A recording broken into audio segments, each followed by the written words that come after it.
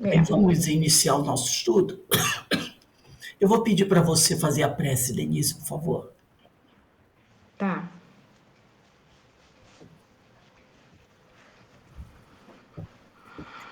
Pai amado, pedimos sua permissão para iniciarmos o estudo da tarde e da noite de hoje, com os nossos corações muito gratos por esse reencontro, por estarmos aqui juntos estudando, refletindo, aprendendo, e que possamos cada vez mais aplicarmos todos esses ensinamentos na nossa vida cotidiana, que esses ensinamentos se tornem hábitos, Senhor, que eles se tornem naturais, que nós possamos termos força para superar todas as nossas dificuldades e assim cumprir com as suas leis. Gratos estamos, queridos amigos orientadores, queridos amigos que estão sempre conosco na orientação, no apoio e no incentivo para que sempre possamos nos melhorar. Obrigado, Mestre Jesus, por sua companhia e permaneça sempre ao nosso lado, porque ainda necessitamos muito de você, Senhor, que nós possamos estarmos ao seu lado, fazermos o esforço para permanecermos ao seu lado. Obrigada, Mestre Jesus, obrigado, Francisco de Assis, e obrigado, Pai querido, por tudo que temos. Permaneça conosco hoje e sempre. Que assim seja. Graças a Deus. Gente, vocês só me dão um minutinho, que eu um negocinho aqui de farmácia. Um minutinho.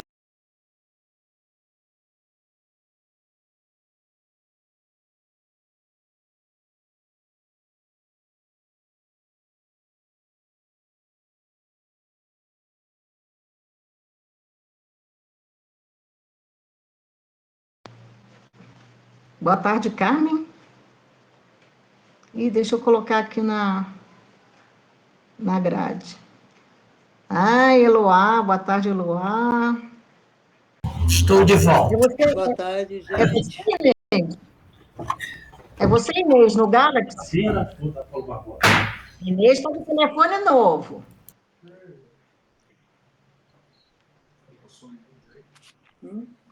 Ih, não respondeu. Fala, Carmen. Tá sem som você. A Carmen. Como é que tá o tempo aí? Muito frio, né? Muito, muito. Carmen, não estou te ouvindo. Tá com probleminha, né? Muito frio, Luá. Muito sabendo, mesmo. 4 horas já estava a 10 graus. Já estamos aqui. Vamos começar o nosso estudo. Bem quentinhos, a gente segura tudo, né? Da farmácia. Então vamos Melhorou lá. da garganta? Melhorou? Mais ou menos, mais ou menos. Não, mas ainda está um pouquinho. Aí meu marido está saindo para comprar remédio agora para mim. Aí eu tive que dar as últimas informações para ele. Mas vamos lá, meus amigos. Nesse horário nós estudamos essa obra, Diversidade dos Carismas, Teoria e Prática da Mediunidade. Nós estamos estudando ainda o capítulo 2, que trata da mini biografia da Regina, uma médium que o Hermínio de Miranda tem trazido para a gente as informações sobre ela. O nome dela é um nome, assim, vamos dizer, fictício, criado por ele, tá? Vocês estão me ouvindo bem? É porque você estava, a Denise tinha dito que estava com probleminha, mas não está mais, né? Ah, tá. Então, tudo bem. Então, eu estou ouvindo bem vocês. Então, se tiver algum problema, gente, vocês falam aí, tá? Tá. Então, o nome dela é Regina. E ela vem apresentando uma série de problemas, dificuldades que a gente tem estudado aqui. E hoje nós vamos falar de um tema muito importante, também muito complexo. Muito complexo. Então, nós vamos caminhar bem devagarzinho, porque é um tema que todo mundo tem dúvida. Eu, pelo menos, tenho muita dúvida em relação a isso, porque eu tenho muita dificuldade de tratar disso. O tema é concentração. É o item 23. 23. Então, vamos lá. Ainda em acordo, em conexão com o trabalho inicial do médium, convém discutir, embora sumariamente, tá, o problema da chamada concentração. Então, ele já fala aqui que não vai ser uma coisa muito fácil, não. Estudar essa concentração, não. Tá? Que é um assunto realmente difícil. Mas ele vai buscar trazer para a gente uma explicação sumária. Quer dizer, não dá para mergulhar ainda com profundidade nesse tema. E ele diz assim: são muitos os dirigentes de trabalhos mediúnicos que exigem concentração de todos os participantes do grupo. O termo, contudo, é um tanto nebuloso no seu significado nesse contexto e, portanto, dúbio em suas implicações e consequências.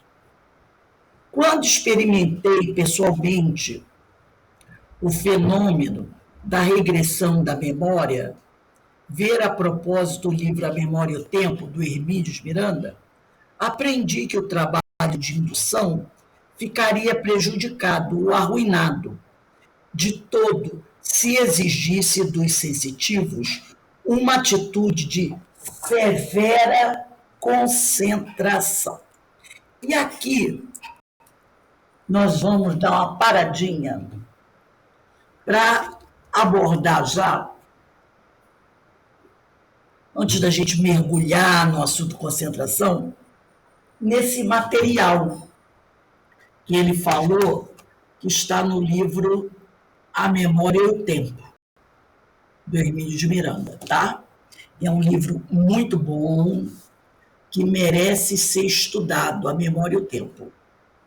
Então tá aqui, ó. Vê se tá dando para ver direitinho. É porque tem a luz aqui, eu não podia... A Memória e o Tempo, Hermínios de Miranda. Eu trouxe aqui, logo... Deixa eu ver aqui. Tá. Quando ele vai falar aqui,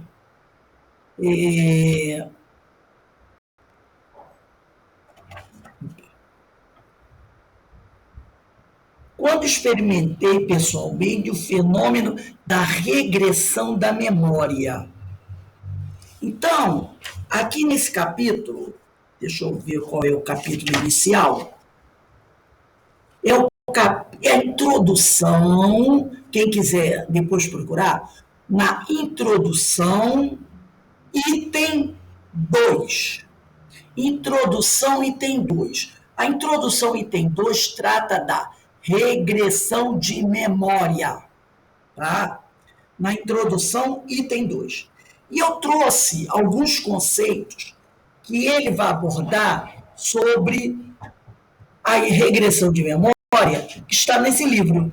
Tá? Porque ele diz assim, ó, o termo, contudo, é um tanto nebuloso no seu significado nesse contexto e, portanto, dúbio em suas implicações e consequências.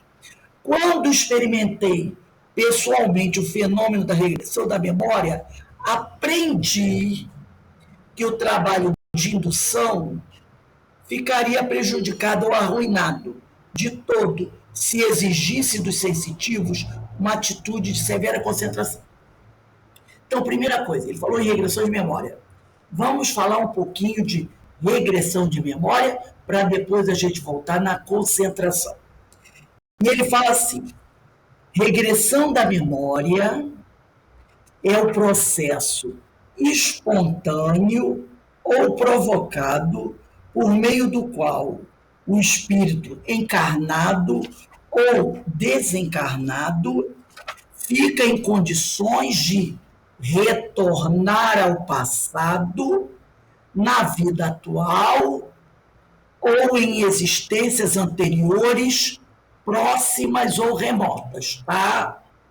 Então, para a gente relembrar o que é regressão de memória, porque depois a gente vai voltar nesse ponto. Então, é o processo espontâneo ou provocado.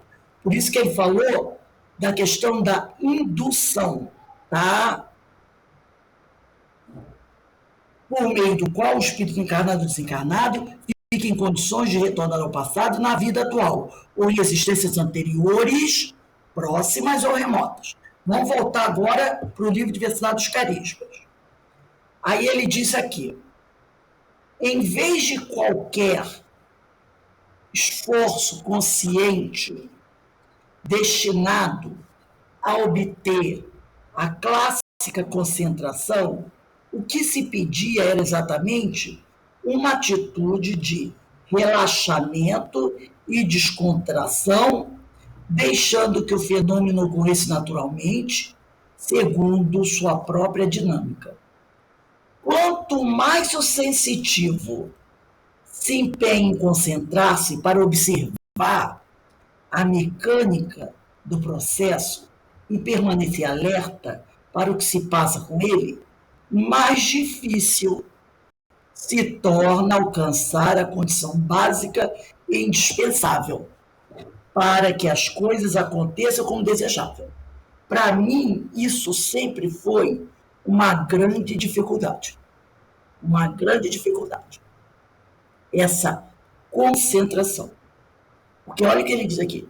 Quanto mais o sensitivo se empenha em concentrar-se para observar a mecânica do processo e permanecer alerta para o que se passa com ele, mais difícil se torna alcançar a condição básica, clássica, mais difícil se torna, ai meu Deus, eu me perdi aqui, mais difícil se torna alcançar a condição básica e indispensável para que as coisas aconteçam como desejado.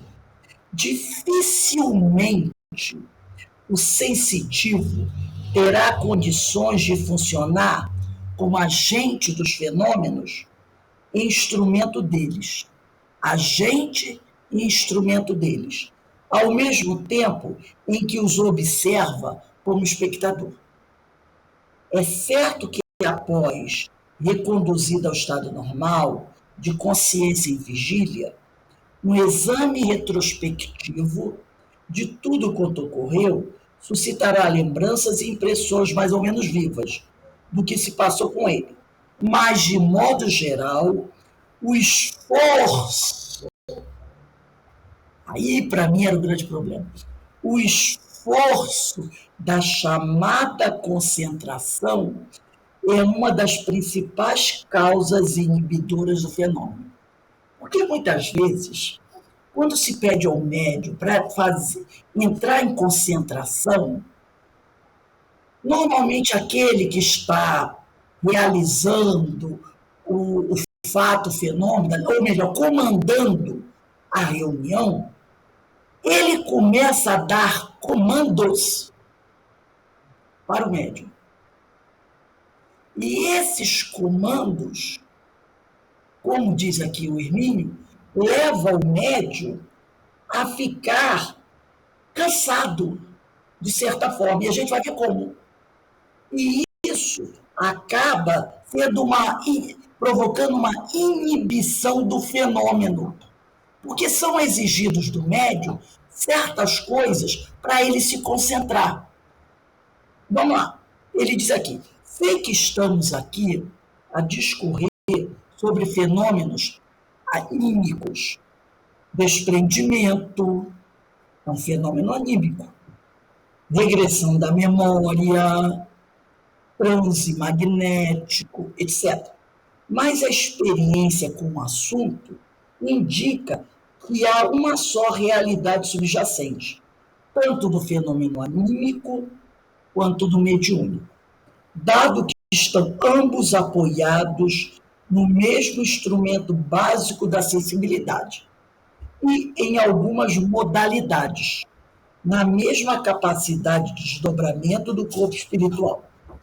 Apesar de valiosa, a concentração facilmente se transforma em um estado mental que frustra seu próprio objetivo ao restringir a emissão de força magnética. Assim escreve esse autor inglês Budgeon, né? Que é um autor que ele recorre sempre. E ele diz aqui, tem um nome em inglês do livro, que eu não vou ler, todo mundo tem aí, ele diz assim, ele amplia nesse livro seu comentário, lembrando que o relaxamento físico e mental constitui fator de primária importância no desenvolvimento da mediunidade.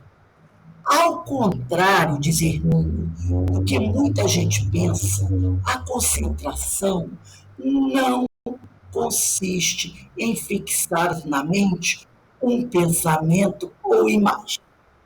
Isso é muito o que a gente vê. Vamos nos concentrar. A gente escuta às vezes esse comando.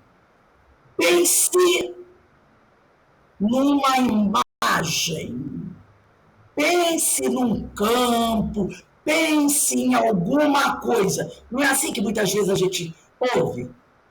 Vamos pensar num campo, pense nas estrelas, pense que uma luz está se derramando sobre você. Normalmente esse é o comando para a concentração, que você pense em alguma coisa.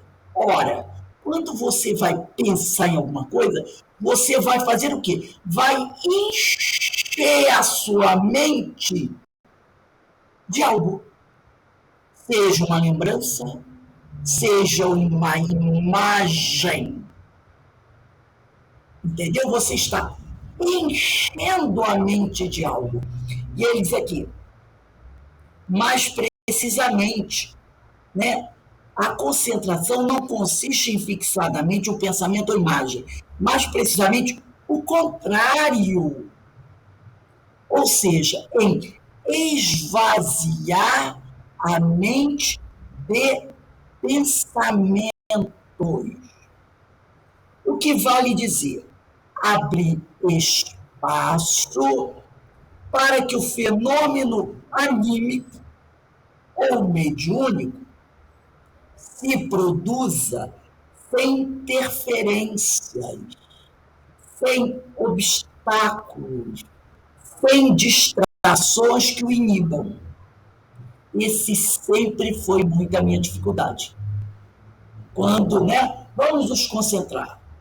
Vamos visualizar uma paisagem. Às vezes o pessoal vem falando isso. Vamos visualizar aquilo outro. Vamos visualizar a figura de Jesus. Então, você está enchendo a sua mente. Ora, eu sei como a minha mente já é lotada de coisas. Porque eu sempre disse para todo mundo, eu tenho uma grande dificuldade de concentração. Porque a minha mente é muito agitada. A minha mente, ela está sempre muito cheia de coisa. O tempo todo. Então, relaxar para mim é muito difícil, relaxar minha mente. Porque está sempre trabalhando toda hora. Tem uma ideia aqui, uma ideia ali, não sei o quê. Então, se o sujeito manda eu me concentrar colocando mais coisa na minha mente, eu sempre tive uma grande dificuldade. uma terrível dificuldade para se concentrar. Eu não gostava nem de estudar esses assuntos. Nem gostava de estudar esse tipo de coisa. Entendeu? E ele vai dizendo que é o contrário. É tentar esvaziar a mente, abrir espaço na mente. E aí ele diz aqui, eu estou caminhando devagarzinho para a gente poder ir passo a passo, porque é um assunto que eu também sempre tive muita dificuldade. O que vale dizer abrir espaço para que o fenômeno anímico ou mediúnico se produza sem interferências. O caso do desdobramento, que é um fenômeno anímico. Então você, entendeu? Você tem que procurar esvaziar a mente sem distrações que o inibam. Ora, se eu estou tentando imaginar alguma coisa, é uma distração para a minha mente. Aí ele diz aqui, isto é perfeitamente compreensível. Já vimos que o contexto, o ambiente, o campo de ação da mediunidade é o pensamento. Todo mundo sabe disso. Este conceito é universal e incontestável, até mesmo para os chamados fenômenos de efeito físico, pois não há movimento algum de ideia ou de objetos, da vontade, enfim, que não tenha de receber os comandos da mente através do cérebro, a grande central diretora do ser encarnado ou desencarnado. Muitos se esquecem ou não sabem que o desencarnado também tem seu cérebro no corpo espiritual, isto é, no perispírito. Então, ele diz aqui, todos nós temos que receber os comandos da mente, através do cérebro. No caso do desencarnado, ele tem um cérebro perispiritual. E aí ele diz aqui, como poderia o espírito comunicante movimentar seus recursos através da mente do sensitivo, se ela, a mente do sensitivo, está teimosamente obstruída ou paralisada na fixação de uma ideia ou de uma imagem. Então, quando o sujeito diz para você, pense numa paisagem, num campo, com montanhas, com rios, pense numa figura, alguma coisa. Você instalou aquilo dentro da sua mente. Como é que o espírito comunicante vai conseguir se movimentar através da tua mente se você colocou lá uma imagem que vai impedir que ele passe através dela? Você está fixando uma imagem na sua mente e ela vai impedir o fluxo, tá, dos pensamentos do espírito. Quando você fixa uma ideia ou uma imagem, às vezes é pedido para você criar a imagem, outras vezes aquele que está fazendo a indução, ele dá a imagem, ele mesmo dá a imagem. Vamos pensar num campo cheio de árvores. Aí você começa a construir a imagem. Com isso, você ocupa a sua mente. Você obstrui a passagem do pensamento do comunicante. Alguém gostaria de falar alguma coisa nesse ponto? Eu acho que tem lógica isso aí, total. Em geral, até a meditação se induz você a colocar na sua mente alguma coisa. É o que ele está falando, você tem que esvaziar a mente. Deixar. Olha que lógica isso. Imagina que você tem que passar por uma sala. Você tem que passar na sala. E aquele que é o dono da sala, vai enchendo a sala de móvel. Vai enchendo a sala de móvel. A tua passagem pela sala fica mais difícil. Aí você tem que dizer para ele, ô meu amigo, tira esses móveis daí, senão eu não vou conseguir passar. Você encheu a sala de móvel e está pedindo para eu passar? Geralmente você já está construindo, né? A tua visão, geralmente tu tem uma tela mental. Eu me lembro da minha tela mental. Eu tinha uma tela mental. Dali eu começava o trabalho, esvaziando, e com uma tela, a hora que o meu pensamento saísse, por algum motivo que acontece, a concentração, eu tinha a minha tela mental.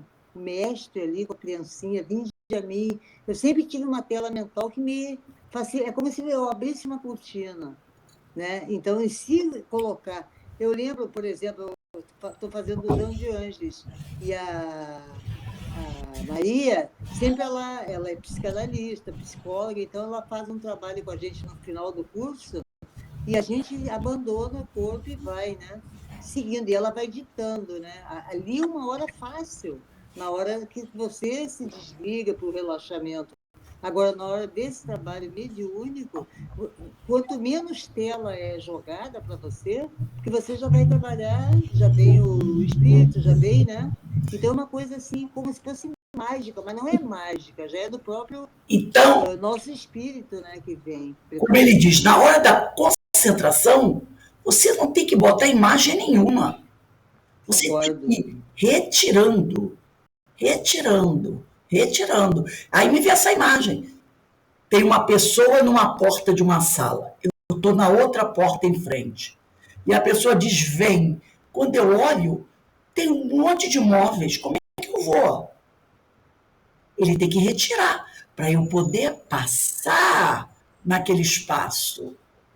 Aí ele vai dizer aqui, sabemos, é muito interessante quando ele sabemos todos que não é fácil fazer parar a maquininha de produzir pensamentos. Olha isso aqui, é a minha dificuldade. Fazer parar a maquininha de produzir pensamentos. Como quem desliga os terminais de um computador com o simples apertar de um botão de comando ou apaga a lâmpada pressionando o interruptor. Para mim, é muito difícil. E aí ele diz aqui, muitas pessoas dispõem, contudo, dessa interessante faculdade com que inata, espontânea e pronta para a utilização. Acredito que a maioria acabe desistindo de conseguir realizar essa verdadeira proeza. Sem dúvida, porém, que é possível despertar e desenvolver a faculdade de controlar o fluxo torrencial e aparentemente inestancável do pensamento. Então ele fala aqui, você pode até não conseguir esvaziar, né? Como ele falou aqui, a tal da maquininha, mas você pode, pelo menos, controlar. Entendeu? Controlar o fluxo torrencial e aparentemente inestancável do pensamento. Porque a pessoa diz assim, eu não consigo, como é que eu vou fazer para parar de pensar? Né? Como? Eu não tenho controle sobre isso. Então ele diz, que ele dá a entender, realmente, fazer parar o fluxo dos pensamentos, coisa quase impossível, mas você pode conseguir controlar esse fluxo. Aí ele diz aqui, não é nosso propósito recomendar aqui nenhuma técnica especial, das muitas que existem em livros. Nem me considero autoridade no assunto. Em verdade, tenho certas desconfianças sobre técnicas que se propõem a desenvolver essa faculdade. Em tantas lições ao ponto de produzir prodígios, né? Aprenda a concentração em 10 aulas. Esse tipo de coisa aí. Diz que ele não acredita acredita nesse tipo de coisa, eu também não.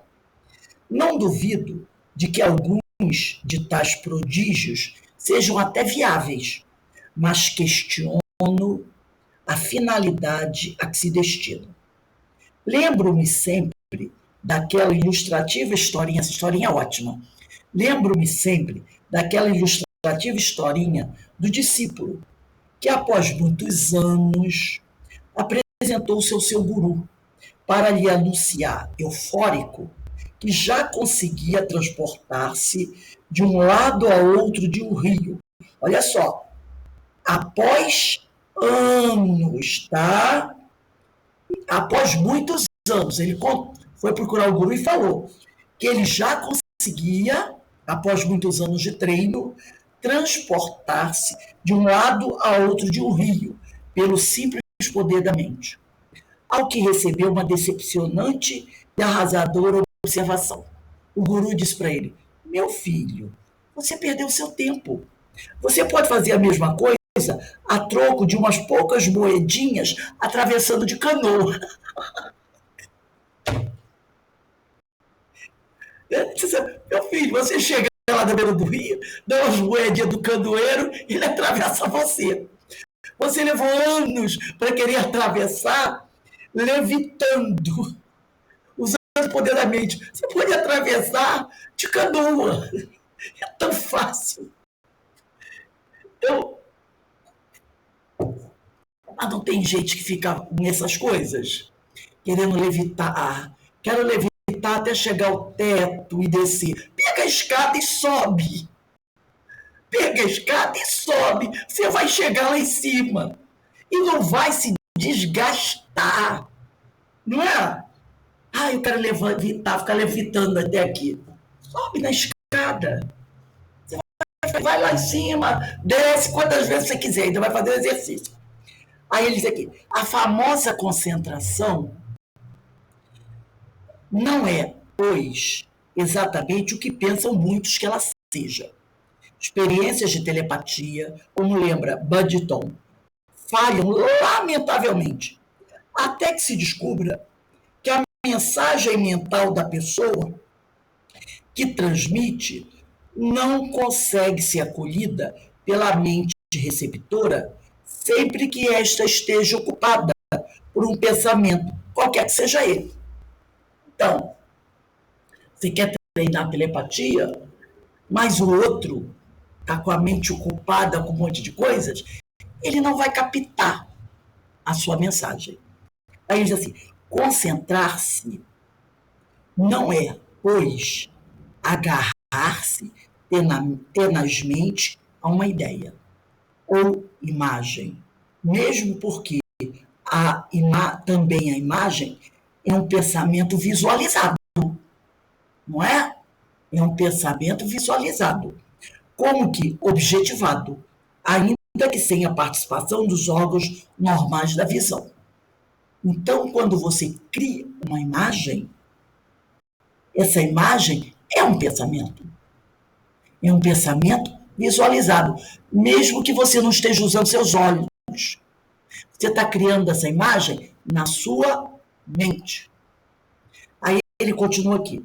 Quando a emissão de pensamentos alheios nos alcança, eles se misturam sutilmente aos nossos, a ponto de nem sempre conseguirmos distinguir uns dos outros. Aí é aquela famosa frase, será que sou eu?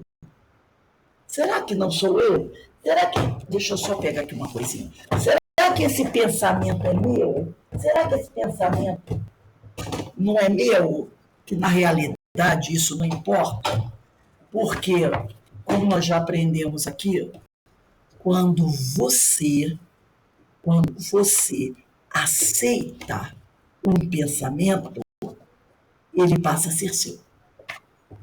Porque nós temos na nossa mente, já conversei isso aqui com vocês, um departamento chamado departamento da crítica.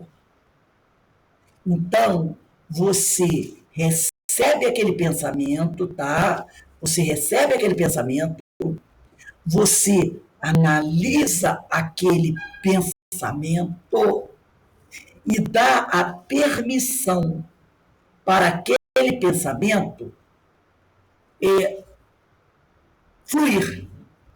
A partir do momento que você faz esse tipo de coisa, você está dando aval para o pensamento. Então, o pensamento passa a ser seu. Entendeu? Então, quando entra um pensamento na nossa mente, simplesmente se você abraçar o pensamento, ele é seu. O teu departamento de crítica aprovou o pensamento. O pensamento é seu. Então, quando um pensamento estranho entra na sua mente, o seu departamento de crítica vai avaliar. Se esse pensamento não estiver em acordo com o seu padrão moral, você rejeita. Agora, se você abraça o pensamento, não interessa quem mandou, você passa a ser dono do pensamento.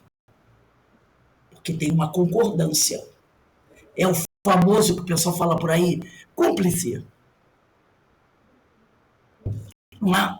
Então ele passa, a justiça não pune o cúmplice, muitas vezes com a mesma severidade do autor do crime. Por quê? Porque o cúmplice participou, auxiliou de alguma maneira. É tão culpado quanto. Ora, se você abraçou o pensamento também é seu. Então ele diz aqui, né, voltando lá, quando a emissão de pensamentos alheios nos alcança, eles se misturam sutilmente aos nossos, a ponto de nem sempre conseguirmos distinguir um dos outros. Sabendo disso, é que os espíritos, olha aí, conseguem nos influenciar, seja com pensamentos positivos e construtivos, seja com ideias negativas. Se a espiritualidade consegue nos observar, né? Eles fazem uma varredura nos nossos pensamentos, está lá no Livro dos Espíritos, né? Nos influenciam, se nós permitirmos, eles vão emitir para a gente pensamentos que eles sabem que irão estabelecer uma afinidade conosco. Eles conhecem a gente. Diz assim, eu vou mandar para ela pensamento assim, assim, assim. Porque eu sei que ela vai abraçar esse pensamento. Entendeu? Isso do ponto elevado ou não. Então, eles, dessa forma, podem nos influenciar. Porque se eles mandarem um pensamento totalmente contrário aos nossos interesses, facilmente esse pensamento será repudiado ou não. Facilmente será repudiado. Então, de forma muito inteligente, eles conhecem os nossos interesses e vão emitir esses pensamentos para nós. Por isso que diz, tem aquele ditado que diz, né? Me diga com quem tu andas, eu direi quem tu és. E aí continua aí. Só com alguma experiência e acurado senso analítico, podemos identificar ideias alheias na correnteza normal dos nossos pensamentos. Então, ele já está dizendo que não é fácil você identificar o pensamento estrangeiro, vamos dizer assim. Não é fácil. Só com alguma experiência e acurado senso analítico, podemos identificar ideias alheias na correnteza normal dos nossos pensamentos. Mas isso já é outro problema e fica para discussão mais adiante neste livro. O que importa aqui é entender bem o que é de fato concentração. Vemos, pelo que fica exposto, que se concentrar é estancar a torrente de pensamento próprio, a fim de que o alheio possa ser recebido. É procurar o máximo que nós conseguirmos esvaziar nossa mente. Tirar tudo, eu considero quase impossível. Mas nós podemos dar uma boa esvaziada na nossa mente. Aí ele fala aqui, né? É, portanto, criar espaço na mente para receber as ideias alheias ou, claro, nossas próprias. Aqui vem uma coisa interessante. Ou nossas próprias, guardadas no inconsciente, onde está a memória de todas as vidas passadas. Então, opa, deixa eu ligar aqui o meu computador, eu deixei ele desligar. Então, olha só que interessante. Ele está dizendo que você pode abrir espaço na sua mente para receber as ideias do outro como as suas próprias que estão no inconsciente, para que elas venham aparecendo. E esse assunto a gente vai estudar muito amanhã no nosso lar. A gente, no estudo do nosso lar, a gente vai falar sobre isso, sobre esse tema. Onde está a memória de todas as vidas passadas? Aí ele diz aqui, novamente recomendo a leitura de A Memória e o Tempo, onde o assunto foi examinado mais vagar. Aí eu trouxe aqui o livro A Memória e o Tempo, tá? Deixa eu pegar aqui o livro A Memória e o Tempo. Está no capítulo, quem quiser depois dar uma olhadinha, deixa eu pegar aqui o capítulo. No capítulo 5, que trata de Freud. No capítulo 5, item 9, ele fala do inconsciente.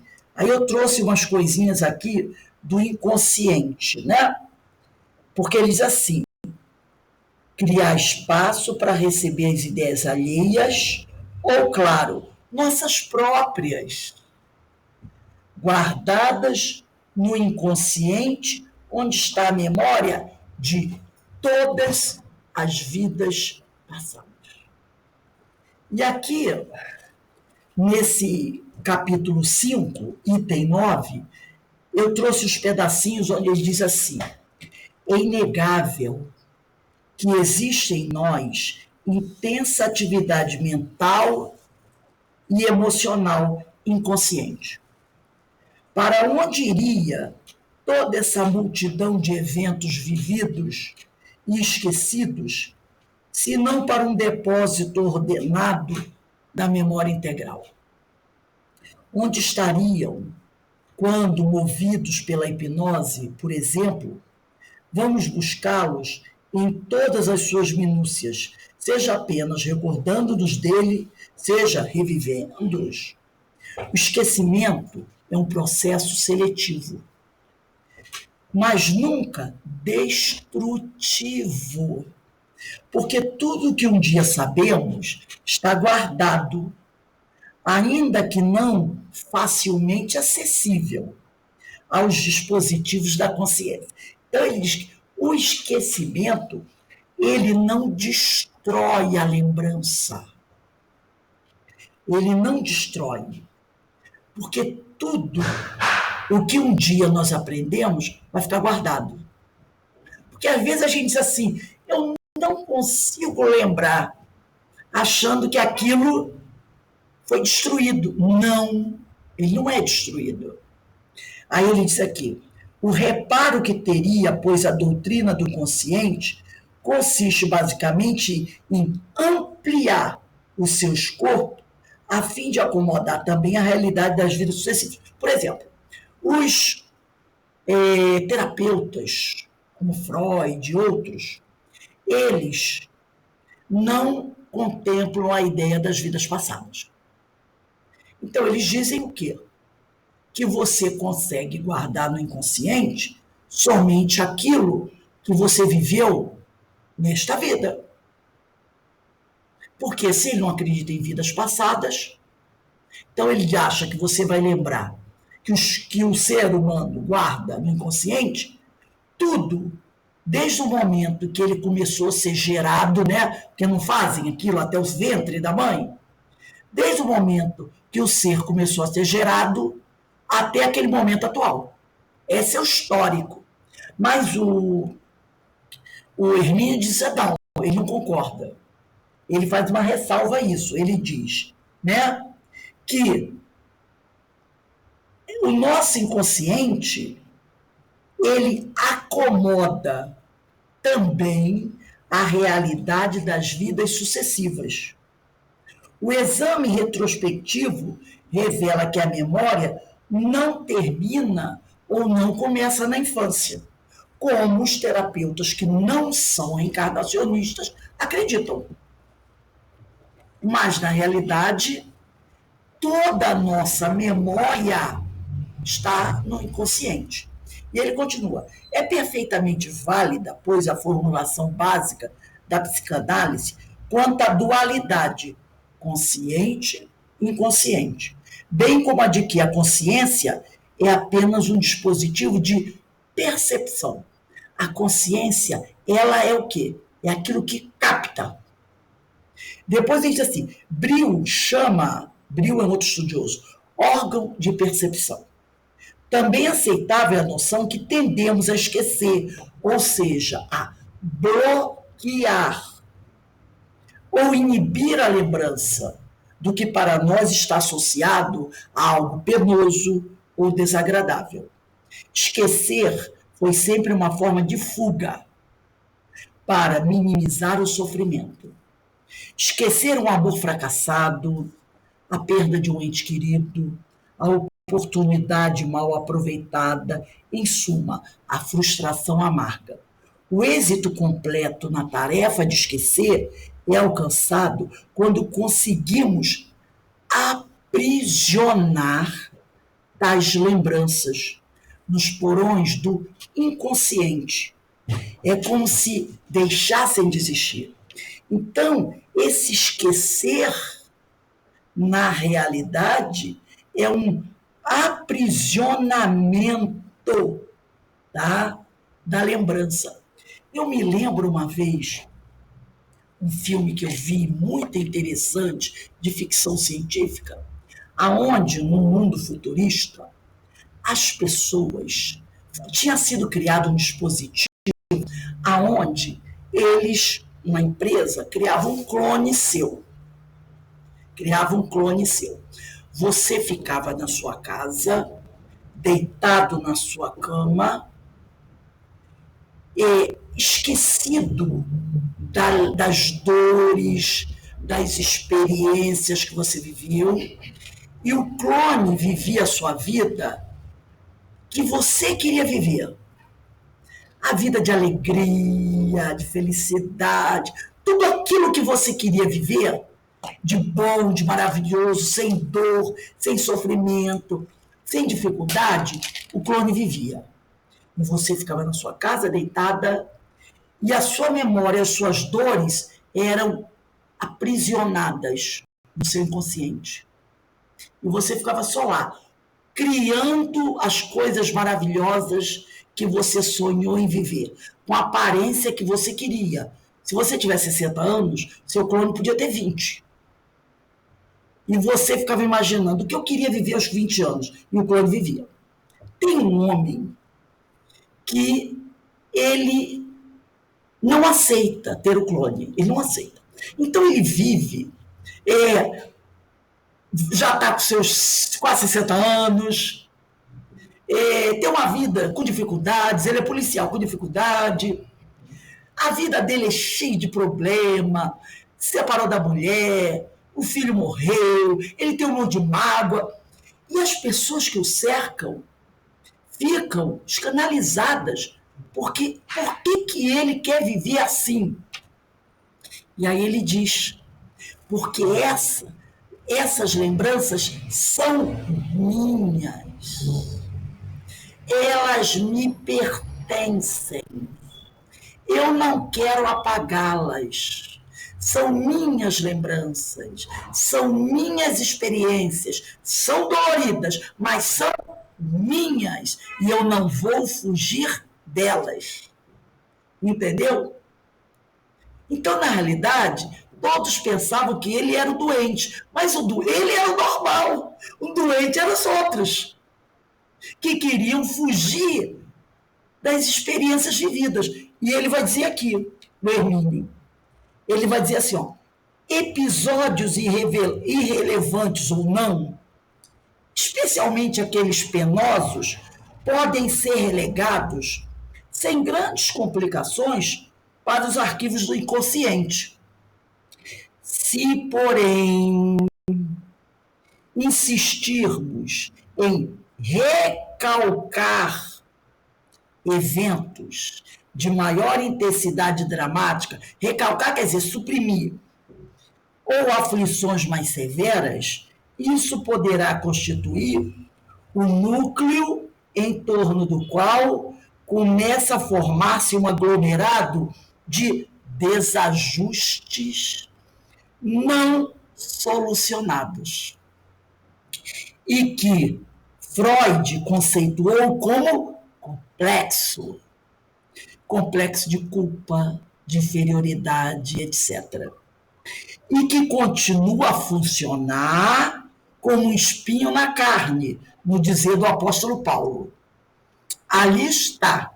Qualquer coisa que dói psicicamente, Freud rotulou tais disfunções com o nome de neurose.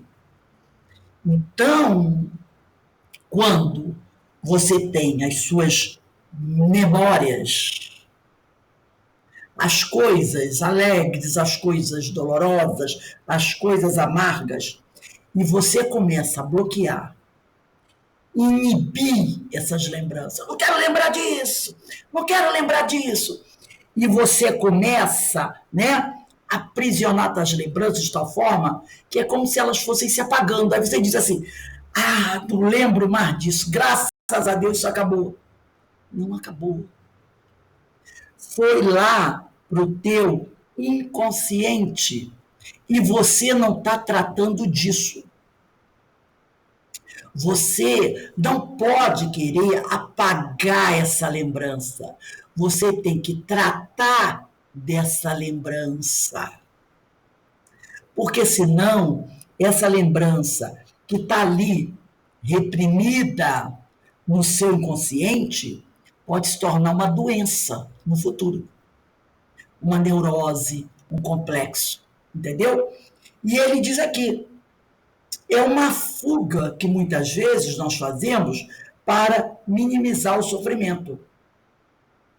Tem que lembrar, sim, eu vivi isso. Vivi, foi duro, foi difícil, mas eu vivi. Entendeu? Então ele fala sobre isso. Que o êxito completo na tarefa de esquecer, muitas vezes é alcançado. Quando a gente aprisiona das lembranças. Porque, como nós falamos antes, nada é destruído na nossa memória. Tudo é arquivado. Nós não conseguimos destruir nada.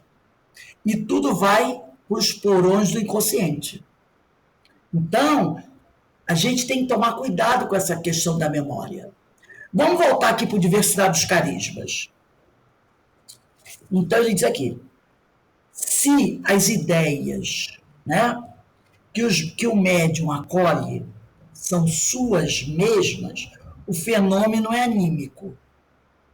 Porque muitas vezes, quando ele falou antes aqui, vou voltar um parágrafo, vemos, pelo que fica exposto, que se concentrar é estancar a torrente de pensamento próprio, aqueles pensamentos que estão na sua mente, a fim de que o alheio, o pensamento do outro, possa ser recebido.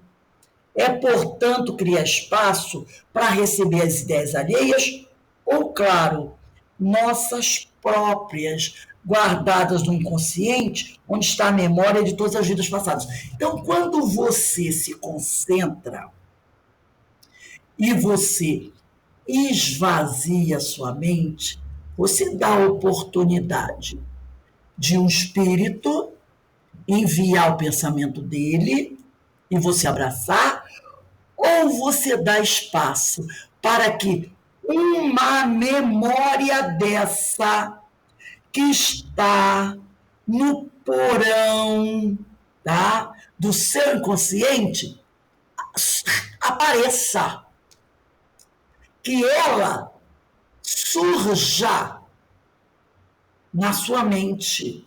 E aí, se ela surgir, você tem a oportunidade de tratar. Por isso que muitas vezes, quando o médium está começando o trabalho mediúnico, ele tem muitas passividades anímicas. Ele pensa que é um espírito que está dando a comunicação, mas é ele. É ele. É isso que o Hermínio diz aqui. É alguma memória que está no porão do inconsciente, alguma lembrança que está aprisionada no porão do inconsciente e que você, naquele momento, deu uma oportunidade a si próprio de colocar essa lembrança para fora. E aí você vai falar não como a Eloá. Não como a Eloá. Não é a Eloá dando a comunicação. É a personalidade que aprisionou essa memória. Quando? Não sei. Ela pode ter aprisionado essa memória há 3, 4 séculos atrás. Um trauma, uma situação violenta que ela viveu, e ela aprisionou ali. Tanto que ele falou aqui, né, que ele diz aqui, deixa eu me lembrar, quando ele fala que é a lembrança de várias vidas, não é? Que você tem a lembrança de várias vidas. Você não guarda só a lembrança dessa vida, de várias vidas. Então, quando o médium tem essa passividade anímica, que muitas vezes as pessoas criticam tanto, ele está liberando uma lembrança que está arquivada no porão do inconsciente dele e que pode até ter sido arquivada pela Eloá, vamos dizer que seja um trauma dessa infância, dessa reencarnação. Mas pode ser também de uma outra reencarnação.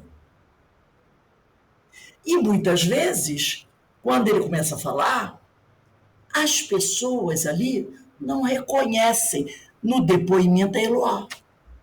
O doutrinador não reconhece. Porque a minha amiga Eloá fala assim. A minha amiga Eloá tem essas coisas que ele está falando aqui. Entendeu? Eloá é boazinha. Mas, às vezes, essa passividade é tão má, amarga. Entendeu? E deve ser doutrinada, o doutrinador perceba ou não, como se fosse um espírito.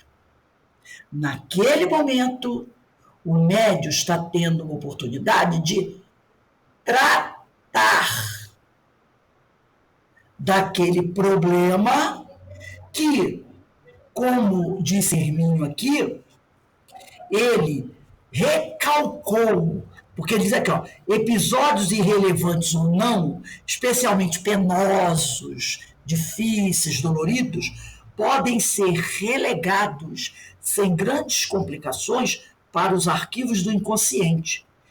Agora, se insistirmos em recalcar, e ele diz que isso é uma expressão freudiana, eventos de maior intensidade dramática ou aflições mais severas, isso poderá constituir um núcleo em torno do qual começa a formar-se um aglomerado de desajustes.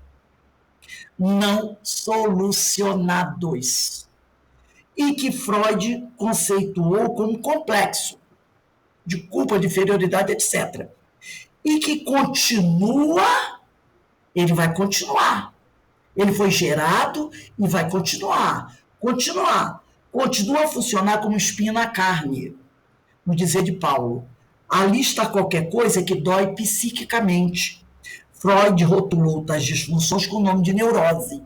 Então, às vezes, a pessoa nem sabe que tem. Ela tem até uma certa dificuldade com alguma coisa, mas ela não consegue identificar o que é.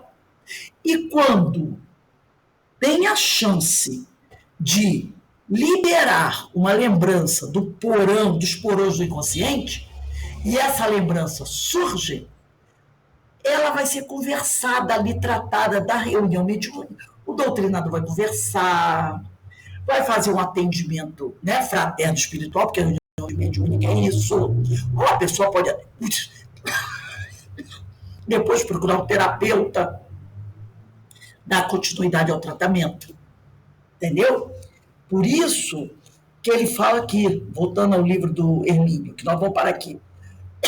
Se concentrar é estancar a torrente de pensamento, a fim de que o alheio, o pensamento do outro, possa ser recebido e criar espaço para receber as ideias alheias ou as nossas próprias, guardadas, né?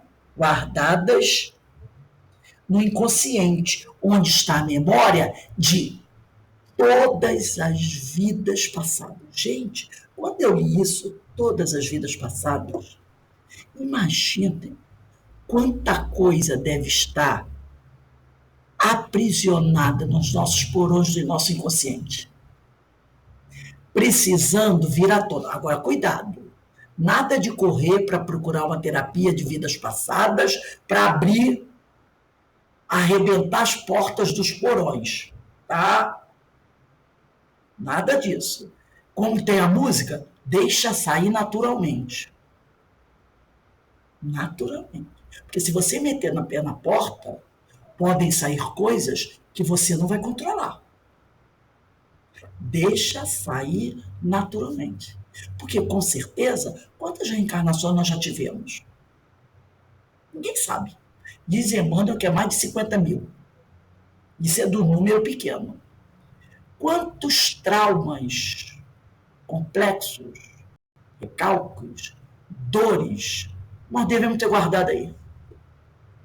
Tudo isso precisa sair para ser tratado. Tem coisas que vão sair, porque ele diz aqui também, que às vezes a gente esquece coisas também irrelevantes. É aquela coisa, estou com raiva da Denise há 20 anos, porque um dia ela manchou o vestido de café. Não tem gente que guarda a raiva do outro por causa de bobagem?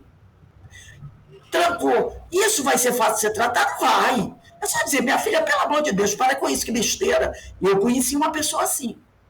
Por causa de um vestido, ela guardava a mágoa de uma outra durante quase 30 anos. Isso vai ser uma coisa fácil de ser tratada. Agora, tem outras que são mais pesadas. Entendeu? Então, tudo tem que ser tratado. Para que você possa ter o quê? Uma mente saudável. Eu gostaria que vocês se colocassem aí o que vocês estão pensando sobre isso. É oportunidade. Oportunidade. Tratar de si próprio e dos outros. E não tem como saber, né, Rose? Não tem como saber o que é anímico e o que não é anímico. Não tem como. Ele falou mesmo.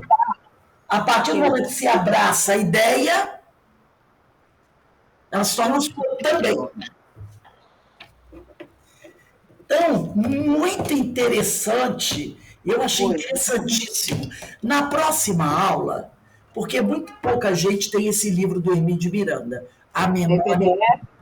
Tem PDF maravilhoso. E nós vamos. Eu também não tenho, não.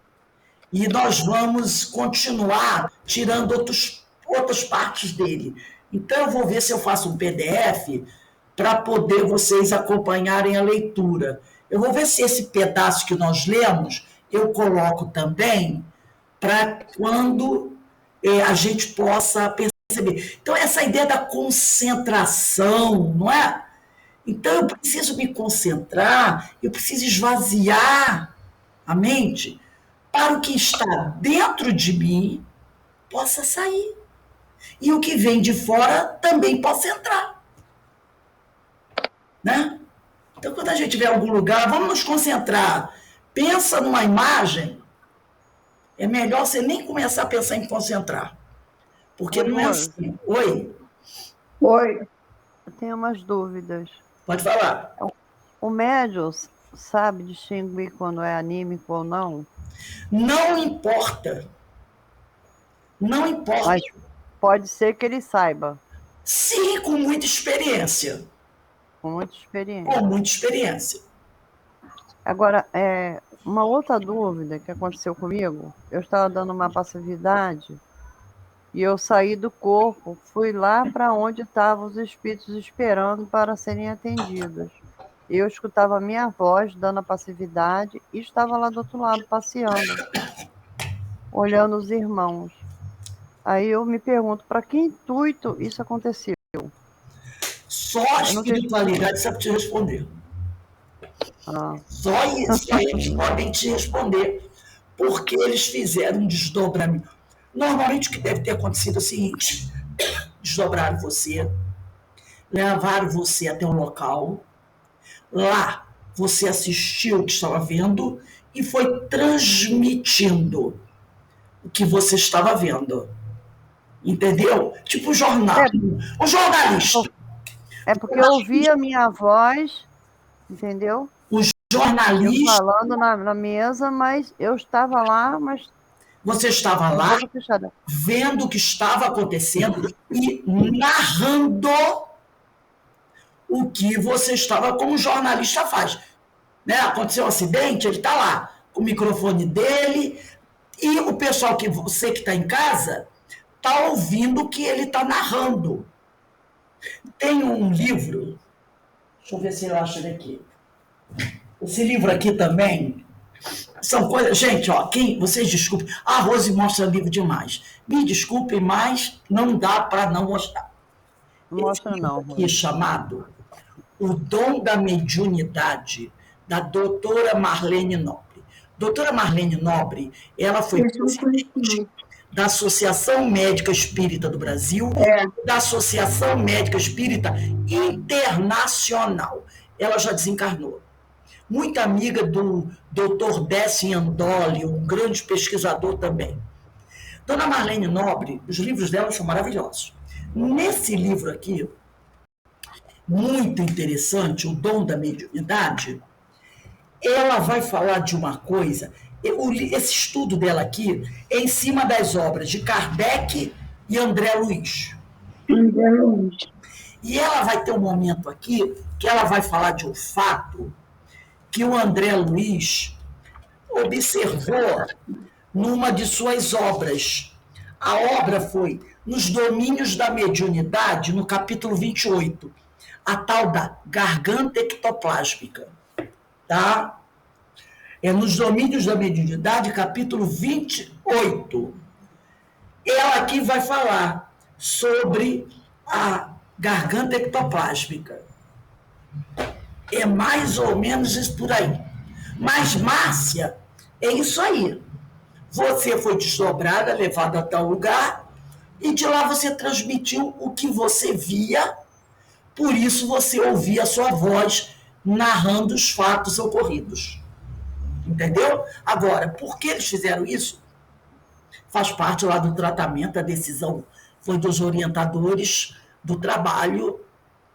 A gente não sabe explicar o motivo pelo qual isso acontece, mas acontece. Como acontece também, e isso já me foi dito, uma vez eu estava fazendo uma doutrinação. Um espírito foi trazido, né? Eu dirigi uma mesa, o médium doutrinador faltou, eu fiquei doutrinando no lugar dele. O espírito que foi trazido era um chefe desses grupos, né, que querem matar todo mundo, destruir todo mundo, pisar em todo mundo. Era um desses aí. E eu comecei a conversar com ele. Aí, depois de um certo tempo, logicamente, ele já veio um pouquinho mais preparado, né? Ele começou a compreender as coisas. E aí, ele falou assim, lá onde eu vivo, que é bem distante daqui, tem vários irmãos que precisariam muito ouvir o que você está dizendo. Eu estava dando umas orientações para ele, falando do Evangelho. Aí ele disse assim, me falaram aqui que tudo que você está dizendo para mim está sendo repetido lá, como se fosse um alto-falante. Olha que interessante. E eles estão ouvindo tudo que você está dizendo para mim. É o fato contrário. Entendeu? Você estava lá, contou o que estava acontecendo lá, e o pessoal que estava na mesa estava ouvindo sua narração. No meu caso, foi o contrário. O que eu estava falando para o espírito estava sendo repercutido lá no lugar, como se tivesse, ele falou assim, como se tivesse os alto-falantes, parecia que o lugar era assim, tipo um vale, um negócio desse. Como se tivesse os alto-falantes, e quem está lá, e que não pode vir aqui, está escutando tudo que você está falando. Aí, isso é muito consolador, né, Rose? Muito. Né? Aí eu me lembrei de uma vez que eu ouvi também de um amigo espiritual dizer o seguinte, quando você estuda o Evangelho, esse estudo que a gente está fazendo aqui, quando a gente fala das parábolas de Jesus, os ensinos de Jesus, do Evangelho, dos ensinos de Jesus, tudo isso que a gente está falando não fica aqui entre as nossas quatro paredes. Isso tudo, nossa voz não são ondas? Ondas eletromagnéticas? São.